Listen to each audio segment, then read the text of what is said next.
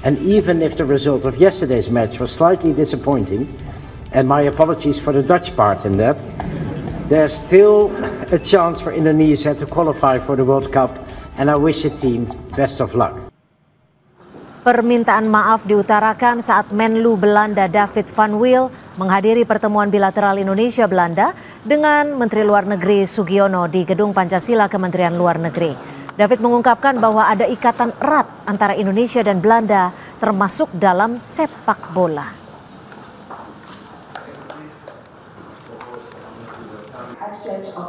Yesterday, Indonesia played an important match with none other than Patrick Kluivert as your national coach. As a Dutchman, of course, I take special pride in seeing such a football legend contribute to Indonesia's sporting success. And even if the result of yesterday's match was slightly disappointing, and my apologies for the Dutch part in that, there's still a chance for Indonesia to qualify for the World Cup, and I wish the team best of luck. Timnas Indonesia harus mengakui keunggulan Arab Saudi pada pertandingan pertama putaran keempat kualifikasi Piala Dunia 2026 zona Asia.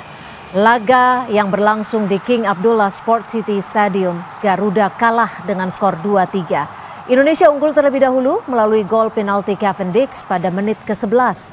Namun berselang 6 menit, Arab Saudi menyamakan kedudukan lewat Abu Al-Shamad. Tuan rumah kemudian menutup babak pertama dengan gol dari Firas Al-Buraikan pada menit ke-34. Skor 2-1 untuk keunggulan The Green Falcon bertahan hingga turun minum.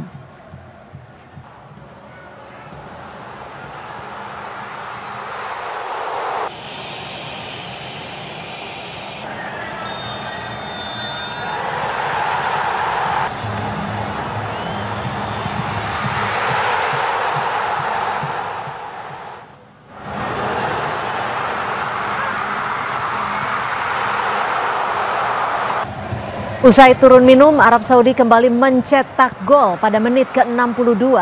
Garuda mempertipis selisih gol melalui Cavendish lewat penalti pada menit ke-89. Elang hijau terbang lebih tinggi dari Garuda dengan skor akhir 3-2.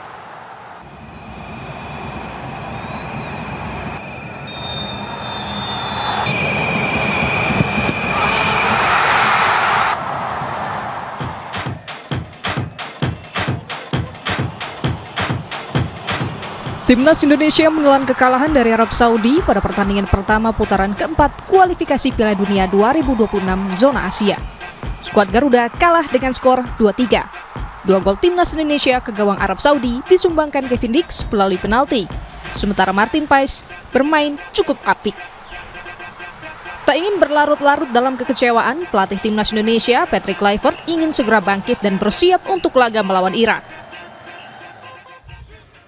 There's a game against Iraq in 3 days, so now it's time to analyze and to come back stronger against Iraq, because the game against Iraq we need to win.